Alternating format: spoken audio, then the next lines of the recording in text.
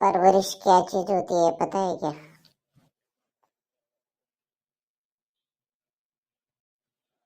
बता बता क्या चीज होती है? तो सुन, एक स्टोरी सुनाता हूँ तुझे। हे बाय राहुल्या, दोन शेतकरी असतात. बर, एक शेतकरी काय करते की शेतामध्ये काय करते, झाडं लावते. बर, आणखीन समोर दुसरा शेतकरी बी शेतामध्ये काय करते, झाडं लावते.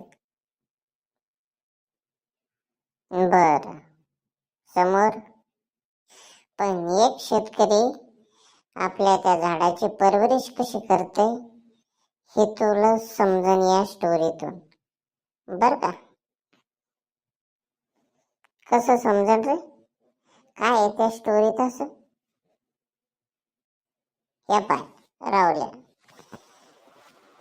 एका शेतकऱ्याचं नाव होतं राजा आणि दुसऱ्या शेतकऱ्याचं नाव होतं गजा. तर राजा काय करते, आपल्या शेतात झाडं लावते, पण त्याला पाणी जेवढं पाणी पाहिजे तेवढंच पाणी देते. आणि गजा काय करते, आपल्या बी शेतात झाडं लावते, पण त्याला पाणी काय करते, जास्त देते. पण जो राजा होता, जो कमी पाणी देणारा होता, तो फक्त त्याला काय करते, जसं जे झाडं सुकायला लागले की फक्त तेवढंच पाणी द्यायचं. आणि गजा काय करायचा, रोज झाडाला पाणी द्यायचा, रोज झाडाला पाणी द्यायचा, रोज झाडाला पाणी द्यायचं. मग रे त्यात काय नवल? राजा काय करायचा, झाडाला जेवढं पाणी प्यायचं तेवढंच द्यायचं. आणि गजा काय करायचा की झाडाला एवढं पाणी द्यायचं, एवढं पाणी द्यायचं की त्याला कधी ताणच लागत नव्हतं. मग काय झालं रे भाऊ पुढं? जे राजाचे झाडं होते ते कमी वाढतात आणि जे गजाचे झाडं होते ते झप वाढतात. कारण जो राजा होता तो 8 दिवसातून पाणी द्यायचा आणि जो गजा होता तो रोज पाणी द्यायचा झाडाला.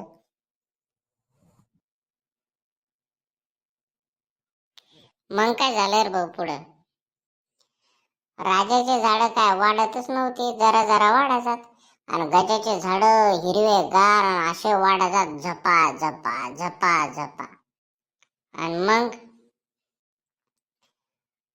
पण काय झालं, एक दिवस काय झालं, अचानक वारं आलं. आणि त्या वारवादनात असं वारवादन आलं, झाडं झुडपं पडणं सुरू झाले. त्या झाडा झुडपात गजाचे बंदे झाडं पडले आणि राजाचं एक झाड बी पडलं नाही. का रे, कस काय रे? गजा तर त्या झाडाला रोज पाणी द्यायचं आहे, त्याचं झाड तर लय वाढले होते आणि राजा तर झाडाला पाणी देत नव्हता. मग गजाचे झाड कस काय पडले? हीच तर गंमत आहे बाबू. कारण की राजाचे झाड कमी पाणी दिल्यामुळे त्याच्या मुळे ते पाणी शोधायसाठी, स्वतःच पाणी शोधायसाठी खाली खाली मुळे जात होते. आणि गजाच्या झाडाला रोज पाणी भेटायचं आहे तर ते मुळे खाली गेलेच नाही. त्याला माहित होतं की वरच्या वरच पाणी भेटतंय आपल्याला, आपल्याला कशाला खाली जायचं. त्याच्यामुळं गजाचे बंदे झाड मुळे वर असल्यामुळं त्याचे बंदे झाड पडले. पण राजा काय करायचा, त्याला जेवढं पाणी लागतंय तेवढंच द्यायचं, जेवढं पाणी लागतंय तेवढंच द्यायचं.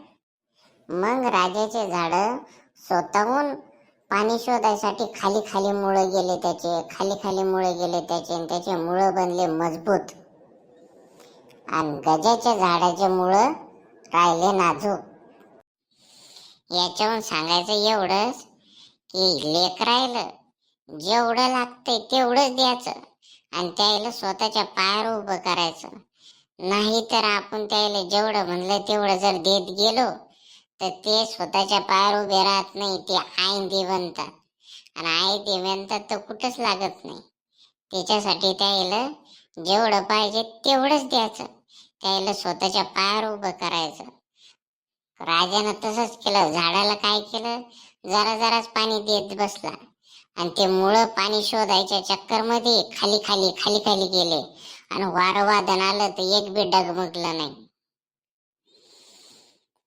आणि गजाचे झाड त्याला बंद आयतं भेटलं, रोज पाणी भेटायचं आहे, तर त्याचे मुळं काय खोल गेले नाही. त्याच्यामुळे ते वरच राहिले आणि वारं वादन आलं तर पडून गेले.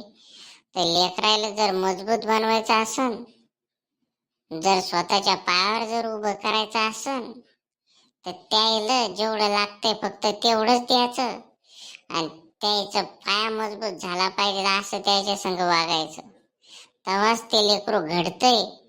नाहीतर त्या गजाच्या मुळा एवढा हिरवागार असून वायाच गेला, तसेच लेकर बी वाया जातात. मला खरी गोष्ट आहे गड्या तुम्ही. लय मस्त उदाहरण दिलं गड्या शेतीचं. त्या शेतीमुळे लेकरांवर लक्ष देणं लागेल आता चांगलं मला.